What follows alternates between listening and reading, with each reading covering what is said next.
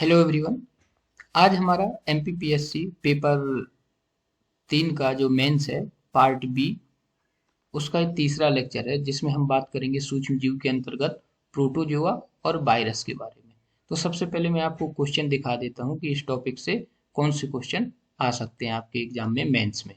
ठीक है, तो सबसे पहले हम देखेंगे क्वेश्चन, उसके बाद डिस्कस करेंगे। तो देखिए, सबसे पहले हम यहाँ पे देखें कि 2 नंबर में कौन से क्वेश्चन आ सकते हैं। तो एक तो प्रोटोजोआ के बारे में ये आ सकता है। दूसरा, विषाणु को सजीव और निर्जीव के मध्य की कड़ी क्यों बोलते हैं। आपने बार बार ये सुना होगा ना कि सजीव और निर्जीव के बीच की कड़ी होता है, तो कड़ी क्यों बोलते हैं, ये भी क्वेश्चन आ सकता है। टीएमबी क्या होता है, इसके बारे में भी आ सकता है। मलेरिया रोग का कारक, बैक्टीरियोफेज, जो कि एक बार प्री में आ चुका है एमपीपीएससी बैक्टीरियोफेज से क्वेश्चन, तो ये भी आ सकता है, मेंस में भी आ सकता है, तो आपको ध्यान रखना है। इसके बाद आ सकता है कि जो प्रोटोजोआ की संरचना और विशेषताओं के बारे में। ठीक है, वायरस जो है सजीव निर्जीव के लक्षण की तुलना कीजिए, ये मतलब इसमें यही बताना है कि वायरस के जो सजीव की तरह, लिविंग की तरह कौन से कैरेक्टरिस्टिक हैं और नॉन लिविंग की तरह कौन से हैं, तो यहाँ से भी आ सकता है। इनके लाभदायक एवं हानिकारक जो प्रभाव है प्रोटोजोआ के पूछे जा सकते हैं। विषाणुओं के प्रकार भी पूछे जा सकते हैं, तो आपको ध्यान रखना है। 10 नंबर में क्या आ सकता है, प्रोटोजोआ की संरचना, वर्गीकरण और मानव जीवन में इसका महत्व। वायरस की संरचना, विशेषता, उपयोगिता और विषाणु सजीव निर्जीव के मध्य की कड़ी, इसकी वैज्ञानिक व्याख्या। इस तरह के कुछ क्वेश्चन आ सकते हैं। एक संभावित क्वेश्चन है, मानव एवं पौधों में वायरस से होने वाले रोगों के प्रभाव की चर्चा। तो एक क्वेश्चन आपको ध्यान रखना है कि मेंस में यहाँ से क्वेश्चन आ सकते हैं। तो चलिए अब शुरू करते हैं हम अपना टॉपिक। क्वेश्चन दिखाने का मतलब ये होता है कि आपका एक दिमाग में मेंटल मैप बन जाएगा कि हम अब इस लेक्चर में क्या चीजें पढ़ने वाले हैं, कौन से क्वेश्चन के हमें आंसर यहाँ पे मिलने वाले हैं। सबसे पहले हम बात करने वाले हैं प्रोटोजोआ। तो पहले तो मैं आपको प्रोटोजोआ का एक डायग्राम दिखाता हूँ, आप इसको देखिएगा। देखिए, प्रोटोजोआ इस तरह से होता है, चप्पल के आकार का। आप देखिए, यदि कभी आता है तो एक इस तरह से आप डायग्राम बना दोगे तो आप और अच्छा रहेगा, जिसमें कुछ शब्द भी लिख सकते हैं, जैसे सीलिया हो गया आपका। ठीक है, पहले तो आपको शेप दिमाग में रहना चाहिए पूरा। देखो, आप चप्पल लिए, साइटोप्लाज्म, सीलिया। ठीक है, जो जो आपको फिर याद आ जाए, बेसिक यही है कि एटलीस्ट यदि कुछ प्रोटोजोआ से संबंधित आए तो इतना डायग्राम आपके दिमाग में इमेज बननी चाहिए। अब देखते हैं इसके बारे में।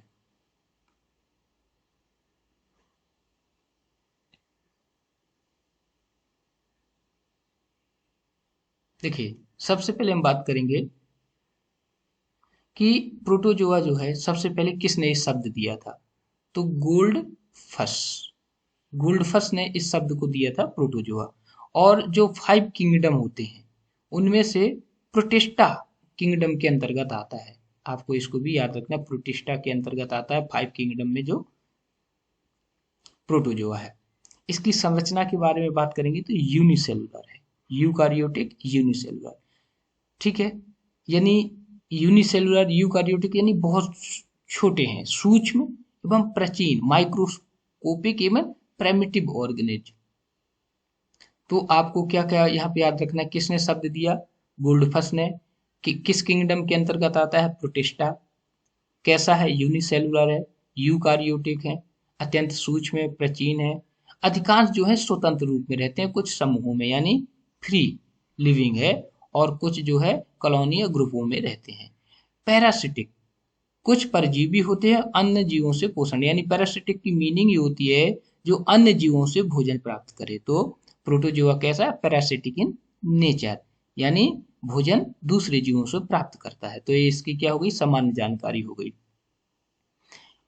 इसकी रेस्पिरेशन की बात करें तो रेस्पिरेशन प्रोटोजोआ डिफ्यूजन के माध्यम से लेता है। जैसे हम लोग ब्रीदिंग करते हैं, प्रोटोजोआ में क्या होता है, डिफ्यूजन होता है एयर का, उससे रेस्पिरेशन लेता है। इसमें जो रिप्रोडक्शन है, ठीक है, सेक्सुअल भी हो सकता है और असेक्सुअल भी हो सकता है, यानी लैंगिक और अलैंगिक दोनों प्रकार के जनन कर सकता है कौन, प्रोटोजोआ। तो इतनी विशेषताएं क्लियर हो गई। यूनिसेलुलर, यूकारियोटिक, ठीक है, फ्री लिविंग भी हो सकता है, कॉलोनियों में भी रह सकता है, पैरासिटिक इन नेचर। ठीक है, इसके अलावा रेस्पिरेशन कैसे लेता है, डिफ्यूजन से लेता है, लैंगिक और अलैंगिक, सेक्सुअल असेक्सुअल रिप्रोडक्शन भी करता है। तो ये हो गया प्रोटोजोआ की बेसिक, जो आपको 2 नंबर में आएगा, तो आप इतनी चीजें लिख सकते हैं। क्या प्रोटोजोआ का कुछ यूज है, लाभदायक यूजफुल प्रोटोजोआ क्या क्या है? सबसे पहले काम एक करता है कि जो गंदा जल है उसके जो कार्बनिक अपशिष्ट हैं उनका अपघटन करता है, यानी डीकम्पोज करता है ऑर्गेनिक वेस्ट को। तो एक आपको याद रखना है, डीकम्पोजिशन में हेल्प करता है। जलाशयों में जीवाणुओं की संख्या नियंत्रित करता है, जो भी अपने वाटर बॉडी है उनमें क्या करेगा, कंट्रोल बैक्टीरियल पॉपुलेशन। तो ये भी दो चीजें हो गई, एक तो डिकम्पोजिशन, दूसरा बैक्टीरियल पॉपुलेशन को कंट्रोल करना। अनुवांशिकी एवं जैव विकास के अध्ययन में सहायक है, useful in genetic and evolutionary studies, यानी अनुवांशिक विकास कैसे होता है, जैव विकास कैसे होता है, इन सब के अध्ययन में भी प्रोटोजोआ हेल्प करता है। समुद्री प्रोटोजोआ के अवशेष समुद्री निक्षेपों के निर्माण में सहायता करता है, यानी जो डिपोजिशन होते हैं समुद्र के अंदर, उन डिपोजिशन में भी हेल्प करता है प्रोटोजोआ। तो आपका एक हो गया इसके, यदि कुछ फायदे कभी इस तरह से कुछ लिखने को है तो आप बता सकते हैं कि डिकम्पोजिशन में हेल्प करता है, बैक्टीरियल पॉपुलेशन को कंट्रोल करता है, जेनेटिक एंड इवोल्यूशनरी डेवलपमेंट की स्टडीज के बारे में भी जानकारी मिलेगी, और समुद्र में जो निक्षेप होते हैं वो भी प्रोटोजोआ से बनते हैं। अब हानिकारक में तो सबसे अच्छा तरीका ये है कि आप बीमारियां लिख दो प्रोटोजोआ से होने वाली, बस यदि आपने बीमारियां लिख दिया तो प्रोटोजोआ के हानिकारक इफेक्ट हो जाएंगे। सबसे पहले आपको बताना है मलेरिया। मलेरिया कैसे होता है, प्लाज्मोडियम से। अमीबियासिस कैसे होता है, एंड अमीबिया हिस्टोलिटिका से। पायरिया कैसे होता है, एंड अमीबा जिंजी वेलिस। ये सब प्री में आते हैं कि कौन सी बीमारी किससे होती है। तो अभी सिंपल याद रखो कि प्रोटोजोआ से मलेरिया, अमीबियोसिस और पायरिया होता है। तो ये बेसिक जानकारी आपकी प्रोटोजोआ की हो गई। आपको याद रहे इसका डायग्राम कुछ इस तरह से बनेगा, जो चप्पल के शेप का है। ठीक है, आपको याद रहना चाहिए, और 2-4 इसके नाम लिख देना तो आपका काम चल जाएगा। इसके बाद हम बात करेंगे वायरस के बारे में। ठीक है, पहले तो आप वायरस के बारे में सामान्य जानकारी देख लो। तो वायरस का पहले आप डायग्राम देखिए। देखिए इस तरह से क्या है, वायरस है। ओके, अब वायरस के बारे में आपको थोड़ा सा अब दूसरा डायग्राम देखिए, इसको देखिए आप। ये क्या है, आपका वायरस है। वायरस आपको देखो, इसमें जो नंबरिंग है, नंबरिंग को ध्यान से देखना कि इसके अंतर्गत क्या क्या लिखा है। तो देखो नंबरिंग में क्या लिखा है, फिर आप इसको देखते रहना। नंबर 1 क्या है, कैप्सिड। ठीक है, ये है आपका कैप्सिड। डीएनए, एक यहाँ पे देखो आरएनए। तो डीएनए, आरएनए और प्रोटीन का जो इन्वलप है, 3 शब्द आपको बिल्कुल इसमें याद रखना है। डीएनए, आरएनए और इन्वलप प्रोटीन। इसके अलावा इंजाइम भी है, कैप्सिड भी है। तो यदि ऐसा कुछ है कि क्या क्या होता है वायरस में, तो आपको ये चीजें मालूम होनी चाहिए। इस तरीके का आप डायग्राम बना सकते हैं। पहला है बैक्टीरियोफेज का, दूसरा है एचआईवी वायरस। तो एचआईवी के बारे में कई बार मेंस में भी पूछा गया है, प्री में भी पूछा गया है। तो यदि कुछ लिखने को पाएगा तो इस तरह से आप डायग्राम बना के कम से कम डीएनए, आरएनए और इन्वेलप 3 शब्द जरूर आपको उपयोग करना है, तो आपका काम चल जाएगा। तो हम बात करते हैं यहाँ पे।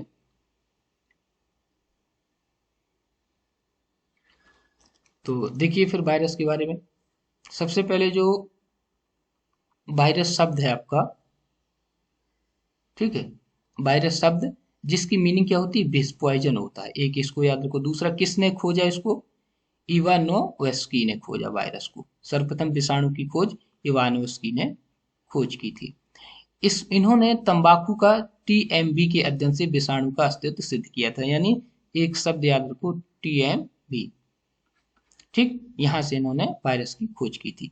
अब इसके हम स्ट्रक्चर की बात करें, जो कि मैंने आपको डायग्राम में भी दिखाया था। तो इसमें क्या क्या मिलेगा आपको, विषाणु में न्यूक्लिक अम्ल होगा, यानी डीएनए, आरएनए और प्रोटीन का आवरण। आप देखिए डीएनए, आरएनए और इंक्लूजन प्रोटीन कोड, जो कि मैंने आपको डायग्राम में अच्छे से दिखाया था। आप देख लीजिए, ये है डीएनए, आरएनए, इन्वलप किसका है, प्रोटीन का, कैप्सिड। ठीक है, तो ये शब्द आप याद रखोगे तो आपका काम यहाँ से चल जाएगा। ठीक, तो क्या क्या दिखा आपको, डीएनए, आरएनए और प्रोटीन की कोटिंग, किसमें, वायरस में। सबसे महत्वपूर्ण जो है, इसको लिंक बोलते हैं, link between living and non living. यानी वायरस क्या है, सजीव और निर्जीव के बीच में कड़ी। यानी जो हम सजीव हैं और निर्जीव, सजीव निर्जीव तो आप जानते होंगे, इनके बीच का माना जाता है। कहने का मतलब वायरस कभी कभी सजीव की तरह भी बिहेवियर करता है और कभी कभी निर्जीव की तरह करता है। कौन, वायरस। यानी विषाणु कैसा है, सजीव भी हो सकता है कभी, और कभी कभी इसको हम निर्जीव भी मान सकते हैं। तो फिर ये पता होना चाहिए कि सजीव की तरह क्यों बोलते हैं, कुछ विशेषताएं होंगी तो उसको सजीव बोलते हैं, कुछ विशेषताएं ऐसी होंगी कि हम उसको निर्जीव बोल सकते हैं। तो ये दोनों विशेषताएं मालूम हो सकता है, लिखने को आ सकता है कि वायरस के स्ट्रक्चर और उसकी विशेषताओं को लिखिए। तो आप बताओगे स्ट्रक्चर के बारे में यही कि आरएनए प्रोटीन का आवरण होता है, सजीव निर्जीव की कड़ी होता है। तो सजीव और निर्जीव की जो इसमें विशेषताएं उनको हम थोड़ा सा देख लेते हैं कि इनको सजीव क्यों बोलते हैं और निर्जीव क्यों बोलते हैं। तो सबसे पहले हम देखें इसके निर्जीव क्यों बोलते हैं। वायरस एक नॉन लिविंग है। क्यों है नॉन लिविंग? क्योंकि इसमें नो सेलुलर स्ट्रक्चर, इसमें कोई भी कोशिका संरचना नहीं होती। और ये क्या है? नो रेस्पिरेशन, यानी श्वसन नहीं करता। नो ग्रोथ, इसमें वृद्धि नहीं होती, खुद से वृद्धि नहीं कर सकता है। नॉन लिविंग ऐसी होती है ना, खुद से वृद्धि नहीं कर सकते। लिविंग तो खुद से ग्रोथ कर लेते हैं, लेकिन वायरस खुद से ग्रोथ नहीं करता, यानी ये नॉन लिविंग हो गया। तो no cellular structure, no respiration, no growth और नो न्यूट्रिशन एंड एक्सक्रीशन, यानी पोषण और उत्सर्जन जैसी क्रियाएं नहीं करता। कोई भी सजीव होगा तो वो पोषण करेगा और उत्सर्जन भी करेगा, लेकिन वायरस ना तो पोषण करता और ना उत्सर्जन करता, ना वृद्धि करता, ना शोषण करता, ना इसमें कोष का कोई स्ट्रक्चर होता। तो इस प्रकार इसको हम बोल सकते हैं कि वायरस एक निर्जीव है।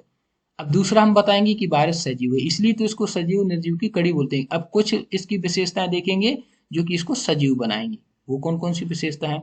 तो यह डीएनए और आरएनए, डीएनए और आरएनए में अनुवांशिक पदार्थ होता है, इसमें ध्यान रखना आप। सजीव में होते हैं डीएनए आरएनए, वायरस में भी है, तो ये कैसा होगा? सजीव। दूसरा, जीवित कोशिका में प्रवेश कर वृद्धि। हमने ऊपर पढ़ा था कि ग्रोथ नहीं करता, लेकिन जब ये किसी लिविंग सेल के अंदर वायरस चला जाता है तो मल्टीप्लाई करता है, अपने आप को ग्रोथ करने लगता है। यानी ऊपर क्या पढ़ा हमने कि वायरस ग्रोथ नहीं करता खुद से, लेकिन जब ये लिविंग सेल में जाएगा तो ग्रोथ करेगा, यानी लिविंग सेल के अंदर ये सजीव की तरह बिहेवियर दिखाता है। तीसरा है, इसमें म्यूटेशन होता है। म्यूटेशन तो हमेशा जीन में होता है, सजीव में होता है तो वायरस में होता है, इसलिए बोल दिया वायरस एक सजीव है। तो सो म्यूटेशन, लंबे समय तक सुप्त अवस्था में रह सकता है। Can remain dormant for a long period, यानी लंबे समय तक सुप्त अवस्था में रहता है, जैसे कि बहुत सारे सजीव रहते हैं। तो आपको क्लियर होना चाहिए, सजीव की तरह क्या होंगे? डीएनए आरएनए मिलेगा, वृद्धि जनन कहाँ करेगा? जब किसी सेल के अंदर चला जाएगा। म्यूटेशन भी कर सकता है, सजीव करते हैं म्यूटेशन, डीएनए भी कर सकते हैं, डीएनए में म्यूटेशन कर सकता है, यानी ये सजीव है। लंबे समय तक सुप्त भी रह सकता है। तो हमने क्या देख लिया? वायरस के सजीव और निर्जीव दोनों प्रकार के कैरेक्टरिस्टिक देख लिए। अब हम बात करेंगे कि वायरस के प्रकार क्या है। तो कुछ प्लांट वायरस होते हैं, जैसे TMV, tobacco mosaic virus, TMV. कुछ एनिमल वायरस आप बता दो, इन्फ्लुएंजा वायरस हो गया। बैक्टीरियोफेज जो मैं आपको बताए थे, प्री में आ चुका एक बार, तो इसका एग्जांपल आप दे देना टी2 फेज। यही याद रखना, टी2 फेज कैसा है? बैक्टीरियोफेज है। इसका डिटेल जब हम प्री के लिए पढ़ेंगे तो देख लेंगे। अब वायरस के भी कुछ फायदे हो सकते हैं। कौन से फायदे हैं? जैसे ये आपका जेनेटिक एंड इवोल्यूशनरी रिसर्च, यानी जैव विकास कैसे हुआ है, अनुवांशिक जो विकास है कैसे हुआ, इन सब की स्टडी में वायरस हेल्प करता है। वैक्सीन बनाने में भी वायरस हेल्प करता है, यूजफुल है वैक्सीन प्रोडक्शन। जेनेटिक इंजीनियरिंग, जो आजकल जेनेटिक इंजीनियरिंग जो हम बायोटेक्नोलॉजी में पढ़ेंगे, उसमें भी इसका महत्वपूर्ण रोल होता है। किसमें? जेनेटिक इंजीनियरिंग में। बैक्टीरियोफेज जो है जल शोधन में सहायक है। Bacteriophage help in water purification. तो इसके यूज क्या क्या हो गया? जैव विकास स्टडी, जेनेटिक या अनुवांशिक स्टडी, वैक्सीन बनाने में, जेनेटिक इंजीनियरिंग में, और बैक्टीरियोफेज के माध्यम से वाटर प्योरिफिकेशन में भी इसका उपयोग होता है। इसके कुछ नुकसान है, नुकसान तो सबके कॉमन है। बीमारियां लिख दो तो सूक्ष्म जीवों के नुकसान हो गए। तो क्या बीमारियां? जैसे एड्स, एचआईवी से होता है, रेबीज, डेंगू, पोलियो, ये सब वायरस से होने वाली बीमारियां हैं। तो ये लिख दोगे तो आपको नुकसान पता चल गए। खसरा हो गया, रुबेला वायरस, चिकन पॉक्स, ये सब एनिमल में या ह्यूमन में होने वाली बीमारियां हैं। इसी प्रकार तंबाकू मोजिक रोग, टीएमबी पौधों में होता है। आलू मोजिक रोग, पोटैटो वायरस, पीबीएक्स, इनको याद रखोगे तो पौधों में। तो हमने क्या पढ़ लिया? इसके हानिकारक प्रभाव यानी बीमारियां बता दी। अब हमने जो बैक्टीरिया जो प्रोटोजोआ और जो वायरस में पढ़ा है, उसका थोड़ा सा हम रिवीजन कर लेते हैं कि क्या क्या चीजें हमने पढ़ी हैं। तो देखिए, हमने प्रोटोजोआ में क्या पढ़ा? बहुत जल्दी, एक कोष की है, यूनिसेलुलर, यूकारियोटिक। किस में आता है? किंगडम में, प्रोटिस्टा में आता है। कैसा प्रोडक्शन? Sexual, asexual. मलेरिया इसका प्लाज्मोडियम से होता है। किस में यूज हो रहा था? वाटर प्यूरिफिकेशन में। वायरस में हमने क्या पढ़ा? लिविंग भी है, नॉन लिविंग है, इनके बीच की कड़ी है। इसमें डीएनए, आरएनए इनमें उपस्थित होगा। कोश का संरचना का इसमें अभाव होता है। जीवित कोशिका में भी नॉर्मली ग्रोथ नहीं करता, लेकिन वायरस यदि किसी लिविंग सेल में चला जाएगा तो ग्रोथ कर सकता है, और इसका उपयोग वैक्सीन के निर्माण में होता है। हमने क्वेश्चन देख लिए कि यहाँ से क्वेश्चन किस प्रकार के आ सकते हैं, तो आपको हो गया। तो इस तरह से हमारा ये प्रोटोजोआ और वायरस दोनों कंप्लीट हो गया। इसके पहले हम एल्गी, फंजाई और बैक्टीरिया कंप्लीट कर चुके हैं। तो यदि आपने उनको नहीं देखा तो उनको देखिए। तो इस तरह से जब आपका बैक्टीरिया, फंजाई, एल्गी, प्रोटोजोआ और वायरस, ये 5 चीजें जब कंप्लीट हो गई तो आपका सूक्ष्म जीव टॉपिक से यदि क्वेश्चन आता है कि 10 नंबर में आ गए कि विभिन्न सूक्ष्म जीवों की विशेषताओं का वर्णन करिए, तो आप पांचों के बारे में थोड़ा थोड़ा लिखोगे तो आपका 10 नंबर में क्वेश्चन हो जाएगा। ठीक है, तो इस तरीके से हम इसको कंप्लीट करते हैं। यदि आपको उपयोगी लगे तो आप लाइक करिए और शेयर भी करिए। Okay, thank you.